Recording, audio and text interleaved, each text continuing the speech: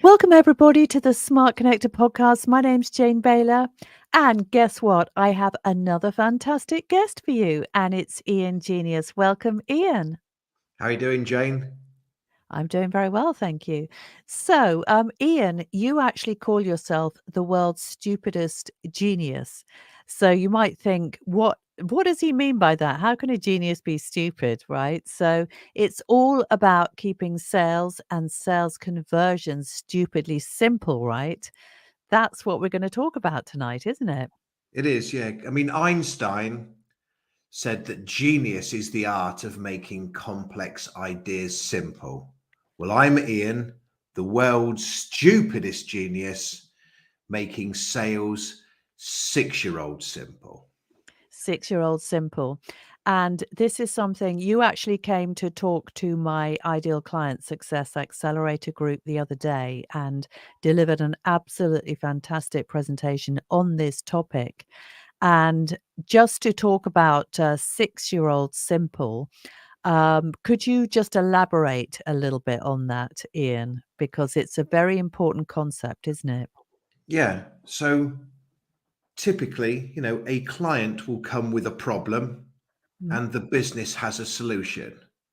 Yeah. And the client needs the help and the business need the business. But unfortunately, one of the biggest frustrations for all businesses is how many of those conversations fizzle out. You know, you, it doesn't matter if it was getting rid of anxiety. It doesn't matter if the person needed a new printer. It doesn't matter if it was some marketing strategy. They've got a problem, you've got the solution, and they come for a conversation. Most deals are decided on the back of a face-to-face phone call, Zoom call. There's some human interaction. Yep. And unfortunately, one of the biggest frustrations is how many of those conversations fizzle out. You Yep. know, they get to the end of yet another 40-minute discovery call, sales meeting, whatever you want to call it, Yep. only to hear those dreaded words. We'll have a think about it. Oh, yes. We'll have a think about it. Oh, Vanished. yes. Or they say something like, it's a great service, but not for us right now, as Mhm. if it might be in an hour, in a day, in a week, in a couple of weeks. But unfortunately, that never happens. Or It's a fob off. Mm. yeah, it's a fob off. Or sometimes they even say, we're going to do that at the end of February. Unfortunately, now it's the 15th of March and you've never seen them again. And something's gone wrong. They had a problem. You had the perfect solution, but that conversation fizzled out. It went wrong. Well, yes. And I think the one of the things that we talked about when you came to present to my group is that a lot of experts who sell their own services, because that's who we're talking about tonight. We're talking about solopreneurs, they're called. So people who they're independent and they sell services. And as you said, they have a problem that they have a solution to a problem that their clients or their prospects have, right? But a lot of them, they haven't had, training in sales. Maybe they don't come from a sales background, and they just think that this stuff should come naturally.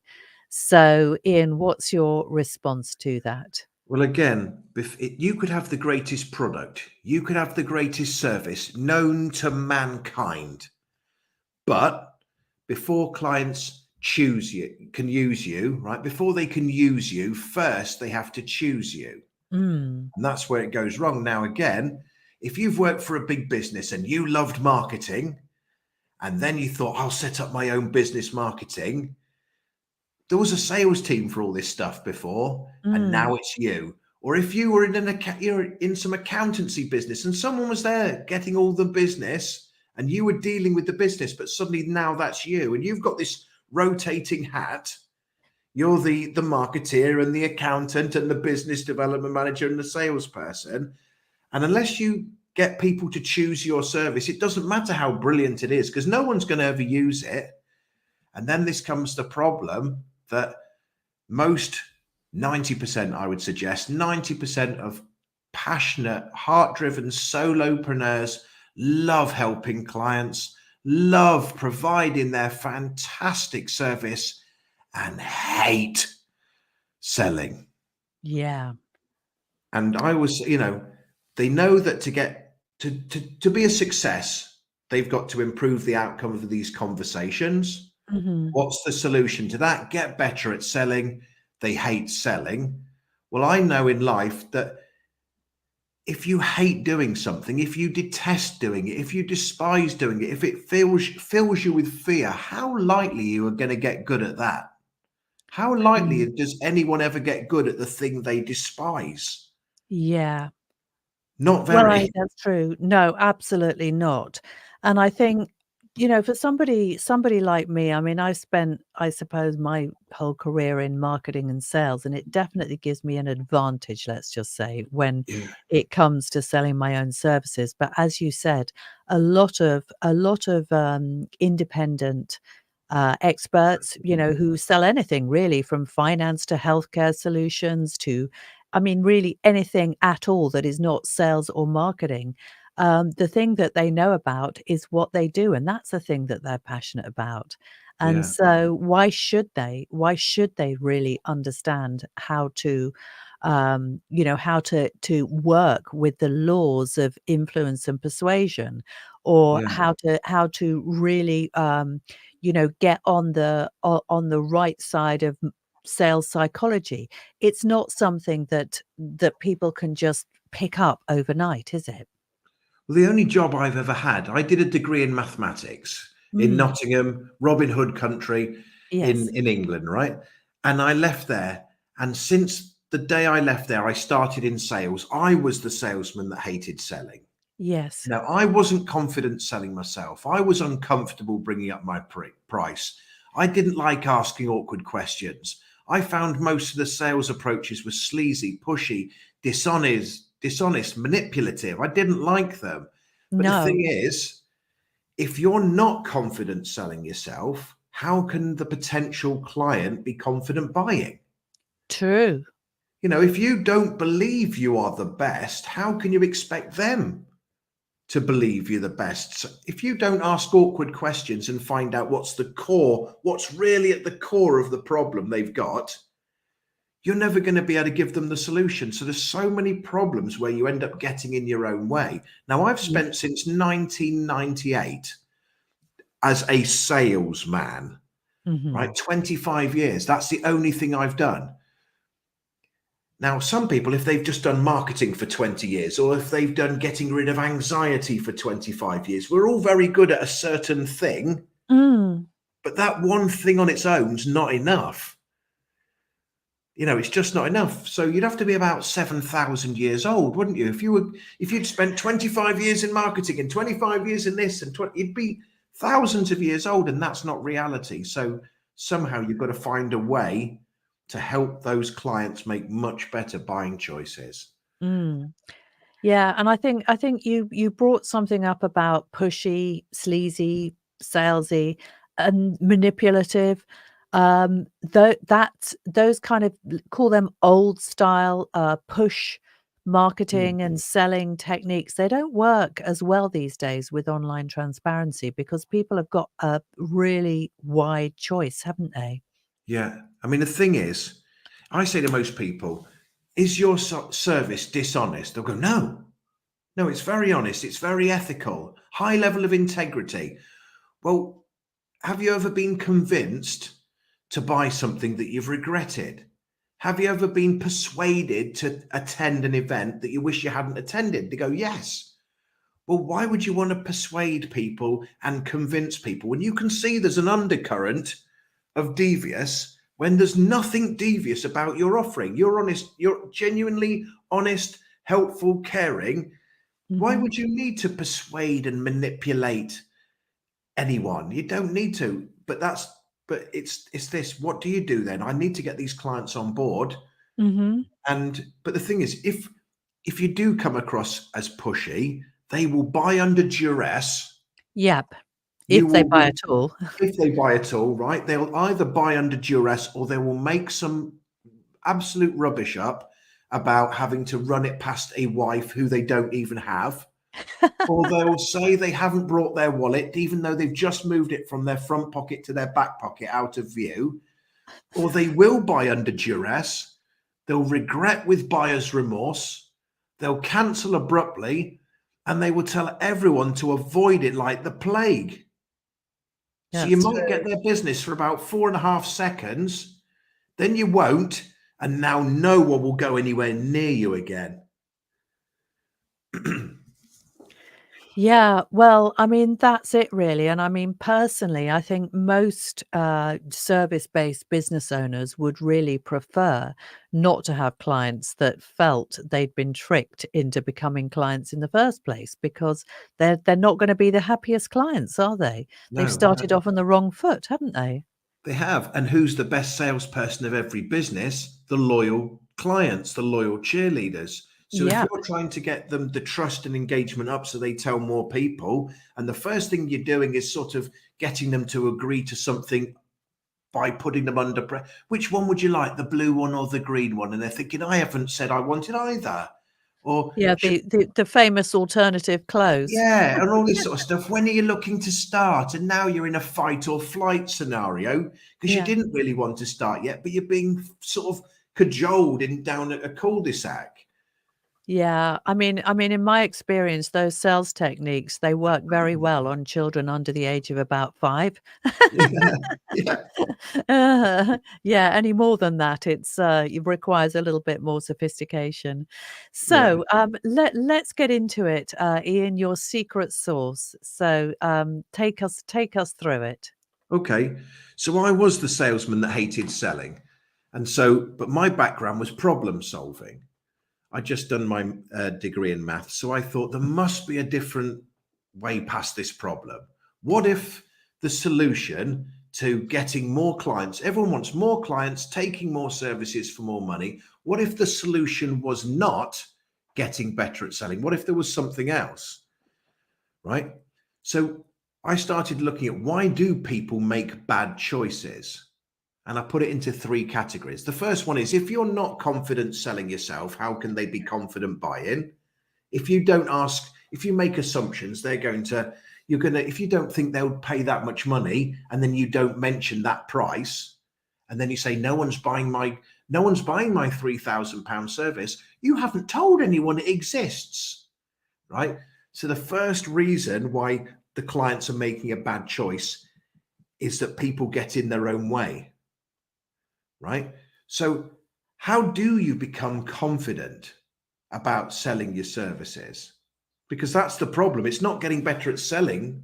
It's, well, if the reason they're not buying is because they're not confident, and the reason they're not confident is because I'm not confident, the problem is, how do I become more confident? So, Mm, one way that I use with people is I say to them, look, break down if I said to you, are you better than your competition? What mhm. would you say? Now, they'll often give an answer like, I think so.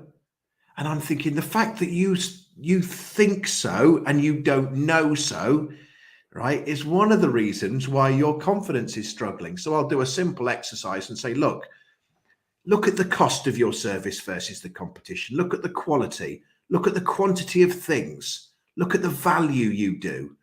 Look at the skills you have, the experience you have, the time Yeah. you're willing to give people. Break what you do down into lots and lots of categories. Because if you say, are you better than the competition? It's too hard to work Mm, out. But if you now compete against cost, you can say, yes, I'm better. mm. Quantity, not so much. Quality. Now, once you paint it and you go, actually, I've won this 7-2, Yep. you not only know that you're better than the competition, but you know why. So it's about that's an example of how you would tackle the confidence, Mm. And I but think I think that's a very, very important point, because it's also that's all about positioning. And the thing is, if you don't know where you sit in relation to your competition, then you're not really going to be able to communicate your value, are you? So no. you have to know that, don't you? Yeah, if you don't know, how can they know? They will only know what you know. So if you don't know, how they won't know. Yep. If you don't value yourself, don't be surprised when they don't value yourself. Mm. And when they don't value what you do, there is one thing they will do. When they can't see the value, they will obsess with the price.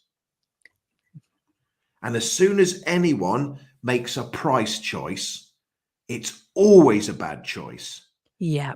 Because instead, I've got a problem. I could go to you, but I'm making a price choice. I'm not seeing value, so I'm making a price choice. Well, cheaper than you is your cheaper, inferior competitor. They're not Yeah. as good as you. They won't love me like you do. They won't help me like you do, but they're cheaper. Cheaper than that is I have a stab at it myself. I have a little go myself. I go on YouTube for 3 minutes. I read the first 4 pages of a book, and somehow that offsets 20 years of your experience. Mm. No, but that's what they do. And Yes. cheaper than that, because that's cheaper, that's why they picked it. And cheaper than that is they do nothing and Yeah. hope their problem vanishes on its own. It disappears just without any help. But that's what they do. Yeah. They go to a cheaper competition, do it themselves badly, or do nothing. The only reason they picked those three terrible options is they could see price. And the only reason they saw price is they couldn't see the value. And again, if you don't value yourself, how can they see it's one thing links to the next to the next. Yeah, and I mean, I know certainly that the level of certainty that you project is incredibly important, isn't it? So, for people who are actually struggling to believe in what they do, because when people get knockbacks and setbacks, even the strongest of us will think at times, is what I do, is it actually worth anything? Does anybody want it? Am I just kidding myself? They'll have all those questions going round and round in their heads.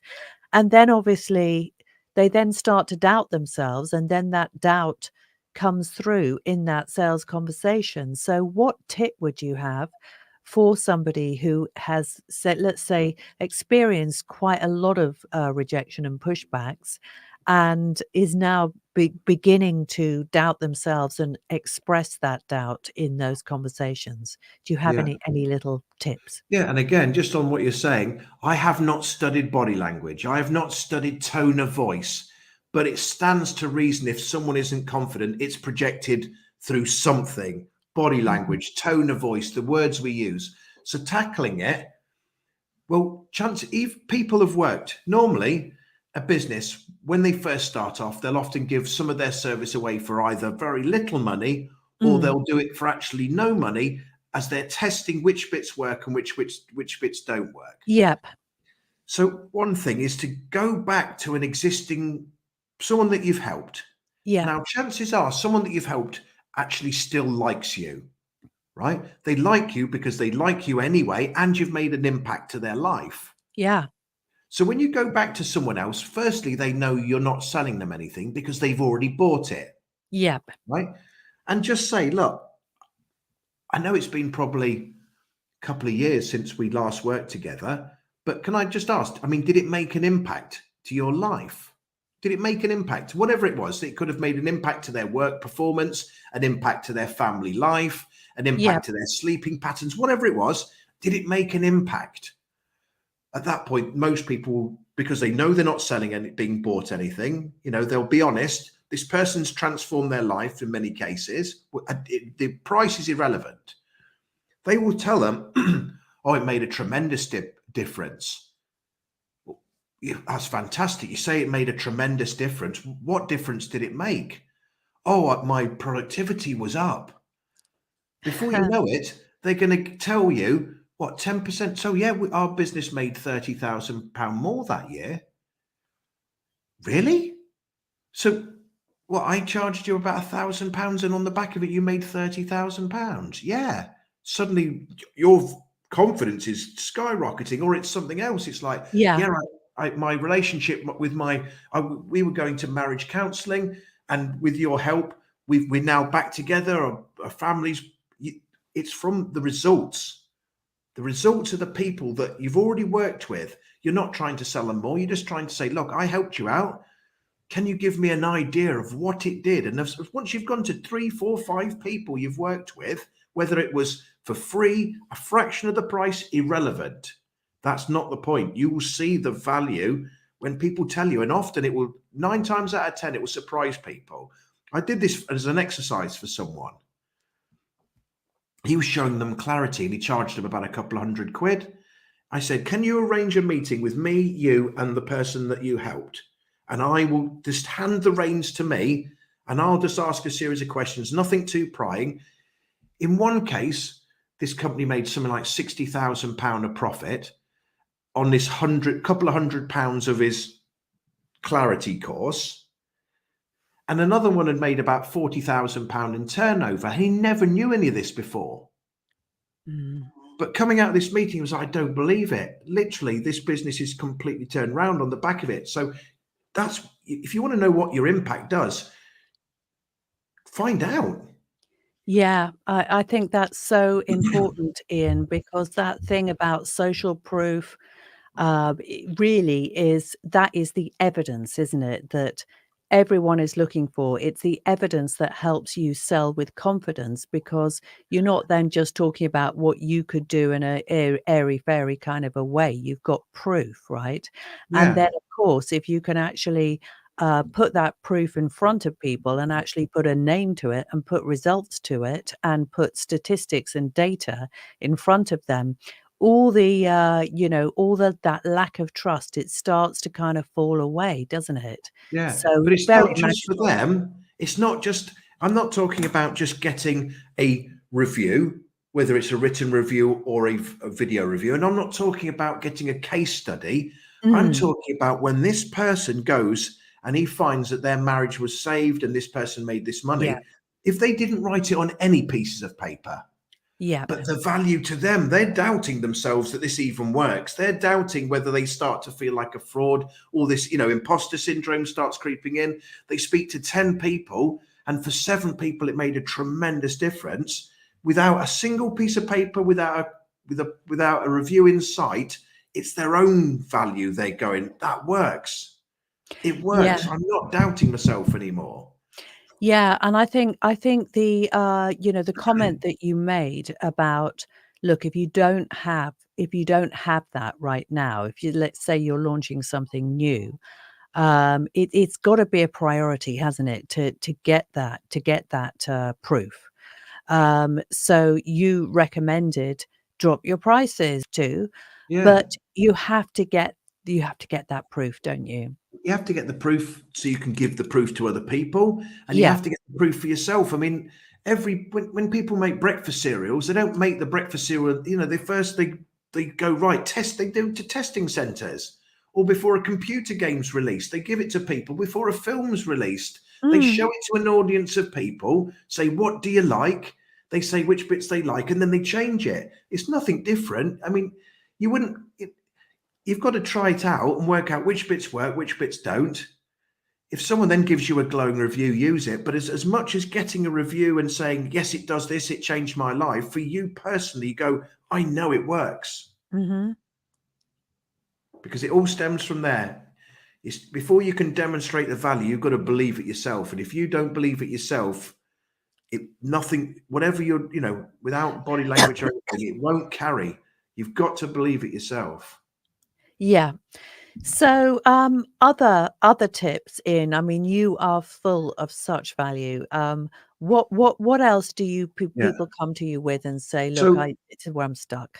okay. So a completely different thing then, right? Mm, So let's take, a lot of businesses will tell you the thing they do. And depending on how complicated the thing they do is, depends on whether you understand it, right? So I'm going to pick one. I do VoIP, right? boy. And everyone's going, oh, that's wonderful. I've absolutely no idea what VoIP is, right? And does everyone know here what VoIP is? And someone goes, not sure. And they say it's voice over internet protocol. I go, oh, thank you so much. And everyone's still thinking, I have no idea what voice over internet protocol is, right? It's a brilliant solution, but I've absolutely no idea to what, right? Do I come in with a broken leg? Can I not sleep? Is my TV not working? What does it? I don't, it's a great thing, but I don't know what it does. People sell the solution, but 9 times out of 10, people don't know they've even got the problem in the first place. Mm. So if you say, I do this, that's great. But if I don't think I've got the problem, right, I'm not interested in what you've got. Again, take Yeah. a doctor scenario. If you went to the doctor and they said, sit down, and they go, and the doctor said to you, you hadn't opened your mouth. You went, hi, Jane. Hello. I've got a cream for you. What? I haven't told you what's wrong with me yet, doctor.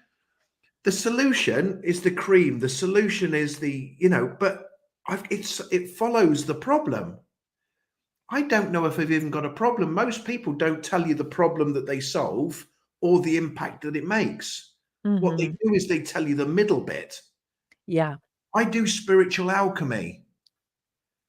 I don't know what that does. What would I come to you with? What problem would I have where spiritual alchemy was the solution? And not only that, I don't know what the impact would be either. You know, if they said, I do spiritual alchemy and now you can fly around the room, at least I'd know what it does, but I wouldn't know what it solves. But most people sell the middle bit. Now, Mm. if anyone's here had a conversation with someone that does mortgage advice or financial advice, or they're Mm. an IT specialist or an SEO specialist, Mm. they will check that you understand. At some point, they will tell you loads of details about these subjects, and then they'll check that you understand, and they'll say something like, does that make sense? Do you understand? Is that clear? And most people don't really like putting their hand up and admitting how stupid they are. I do. I'm Earth's stupidest genius. But most people would rather pretend than to admit their stupidity. So they get asked a question about mortgages. All the information's gone flying over their head. They've got no idea what they were talking about. The person said to them, I feel like we're leaving a chocolate proboscis only to enter a hinterland of negation. And I feel that contemporaneity is the synchronicity between time and culture. Does that make sense? And they go, yeah, I think so. Yeah. Right. It doesn't make any sense. Right. In all sales is they have a problem and you've got a solution. They're trying to make the best choice. Mhm. Right. No one in life is trying to make a bad choice. They're trying to make a good choice. Mhm. If you don't understand, that means you're guessing. Right? Whatever you don't understand, you're guessing. And this is the big problem for businesses. Businesses want them to pay them in money for whatever they do. Whatever it is they do, they want money. If I don't understand what it does, what impact it makes, what problem I've got, I'm guessing. And I don't like guessing for money. Yeah. Very, very, very important point. Absolutely.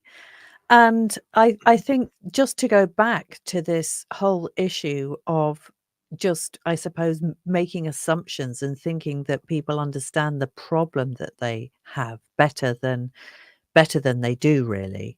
I think that's a really, really important point because obviously in marketing, we know that there are different levels of awareness and that it's always more effective if you can sell to people who they're just have they're just coming into an awareness of the problem or they're actually problem unaware and you're bringing them to the point of illumination because when you get higher up that hierarchy and they're actually shopping around or they're ready to buy or whatever, that's when all the competition comes crowding in. Mm, So if you can do that job earlier on in the sales cycle when they are just, beginning to really understand that issue, then you stand a much better chance, don't you, of making a sale if you can bridge that gap for them.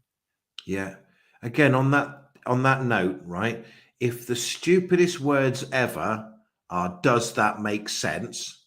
Right? Because does that make sense doesn't make any sense.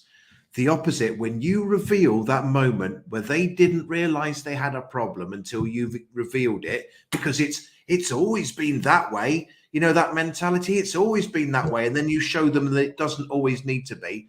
When they say the words along the lines of, I never thought of it like that, that's the bingo moment. When they say, I never thought of it like that, that's the moment where you've just turned their world upside down. Yep. They never saw it like that before. Yes, and I think that's very important. I like the way you call it the bingo moment. Yeah.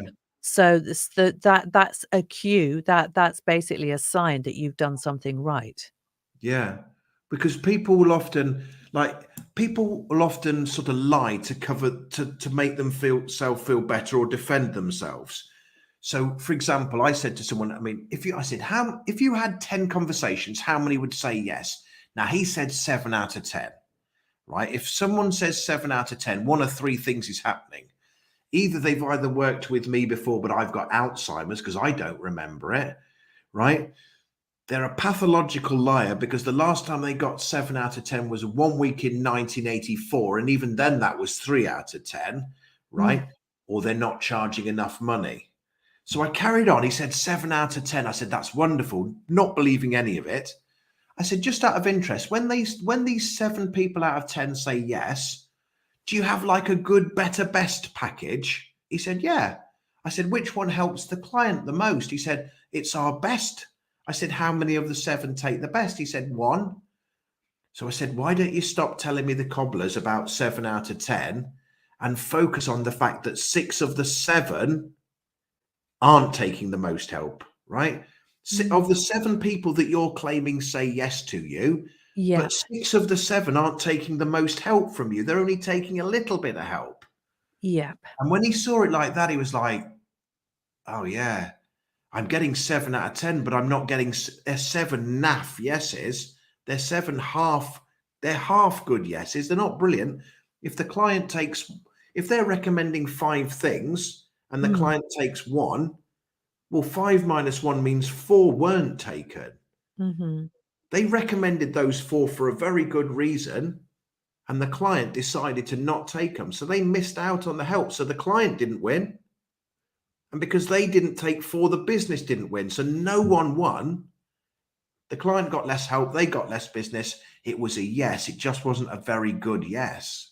Yeah, I get that, and in fact, that is a very big issue, isn't it? Because a lot of, well, in fact, most, service providers or experts will have tiered offers, right? So they'll have the kind of, premium offer, which is the one that they'd really like to be selling all day, every day, because they can make 3 times as much as with any other, product, and they might have a 1 or more products sort of in between, a light version and you know a slightly only more advanced version or whatever, and then they might have the kind of throwaway or the giveaway or the downsell or whatever, and that is not uncommon for a service-based business. So No. what would be your advice to those people that wanted to sell more of their premium offers? Yeah. So again, it can't be priced. People think it can't be priced now because they're saying yes. Yeah. They've become a client, but they're picking the cheaper option. Yep. Right? They're taking the bronze instead of the gold. They're taking one of the Mm. 5. They're using them for a month instead of a year. It's still the same issues. They're Yeah. not seeing the value of the premium service Yep. because they're saying yes enough to be a client, which is not as bad as before. They're not saying no. They're not saying one of these horrible palm off lines, Mm. but they're still not seeing the extra value of the premium service. So again, they're now back to focusing on price. So instead of going to the competition themselves and nothing, they're picking the cheaper options. So they're still obsessed with price. So it still comes down to you're not showing the value. You're not really, they don't fully understand how bad their problem is. Or maybe you're still not complete. You don't value the gold service. So how do they? So it doesn't, the good news is it's not a different set of problems. It's the same problems again. Yeah, and I think, as you were saying that, I had a bit of a light bulb moment as well, Ian, because you talking about, well, maybe they don't value the platinum service or whatever, or maybe they secretly think that it's too expensive. I mean, that's a mindset thing, isn't it, really? Yeah. And if we don't believe in the value of our most premium offer and the fact that it is just the thing that enables us to serve our clients at the highest level and get the very, very best results and just be the most glorious version of ourselves because they're actually enabling us to be that person, then we're always going to do the downsell to the middle tier, aren't we? Or the Yeah. lowest, because it matches what's going on in our heads, doesn't it? Yeah. It doesn't match what their wallet is. It doesn't match how much money they have or their ambition. It matches the assumptions that we think they're willing to pay. Yep. Maybe you mentioned the gold for about 3 or 4 seconds, and straight you're onto the middle tier because you think that's where your confidence is. Again, confidence. If my lad is playing football and he thinks he's playing against a division higher team, before he's even got to the ground, he's already telling me how he's going to lose the game.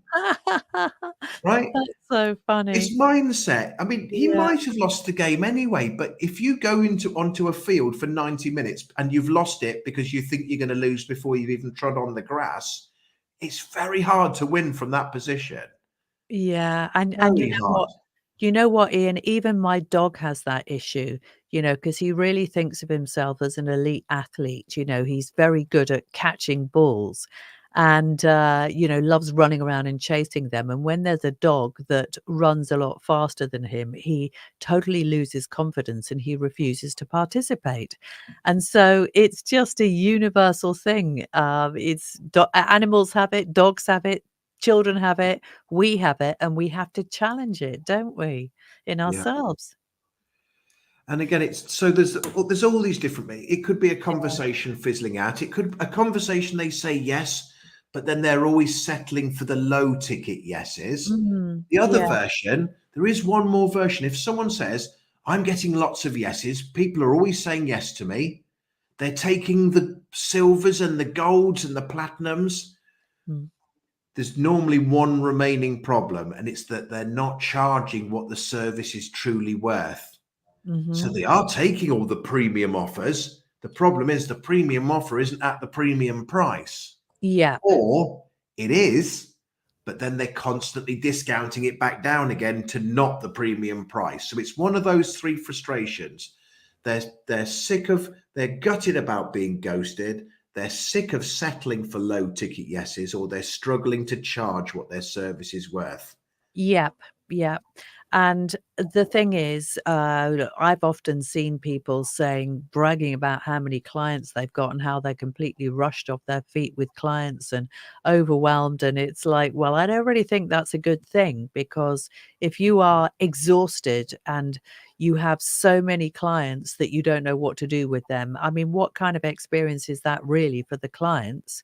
It's better really for clients to be fully delighted with what you do. And if they're getting the most burnt out, exhausted, thinly spread version of yourself, then that's not good either, is it? No, it isn't good. It's always the same number. It's always the number of clients multiplied by the number of things they take, multiplied by the amount of money. If one Yeah. of them's either ridiculously cheap or very few things they take or very few clients, it doesn't matter which of the things it is. Mm. But yeah, if they say, "I'm rushed off my feet," well, chances are you're not charging enough money, because otherwise you're having to constantly work. It's like not quite a busy fool, but you're having to constantly run around because you're not making enough from any one of them to stop you. You could slow down if you could, charge what it was truly worth. Yeah, totally. And the thing is, all of this stuff is so incredibly valuable because obviously in my program, I help people put together really good offers and I help them package them up. So I help them get that messaging and language system around what they do. But the thing is, they can have all of that. If they fall at the last hurdle, which is the conversion, then none of that value actually gets out into the world. So No, I think it is just so, so important. What you do is just incredible, Ian, yeah, and, It's what so many people need. It really is when they're selling their own services. If you are listening to this and you don't have a professional sales and marketing background, and you're selling your services and you haven't been trained by somebody like Ian, I definitely think you ought to get on a call with him. And so on that note, Ian, what is the best way to get in touch with you anyway?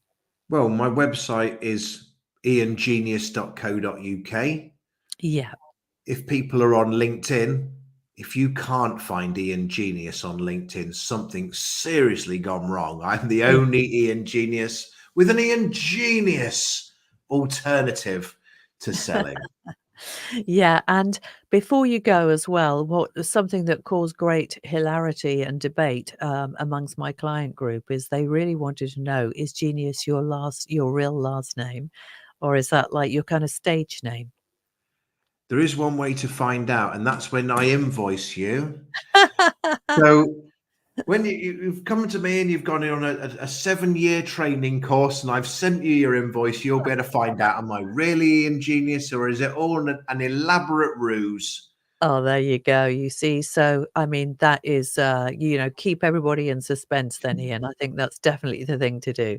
So go and spend your money on Ian Genius, and after 7 years, he will reveal the answer. Okay. All right. Well, listen, it's been an absolute pleasure to have you join us tonight, Ian. I really enjoyed the conversation. And would you like to talk about, have you got a free resource that you'd like to give away to our listeners and viewers? If so, I'll put it in the show notes. Yeah, I've got a copy of my book. It's called The Perfect Pitch. It's a 65-page book. It shows you how to stand out and stay remembered. So I'll put that in absolutely free. I'll put the link in. Well, that's absolutely amazing. What an incredible gift. So thank you very much again, Ian. It has been a pleasure. And yeah, look forward to seeing you again soon. Cheers, Em.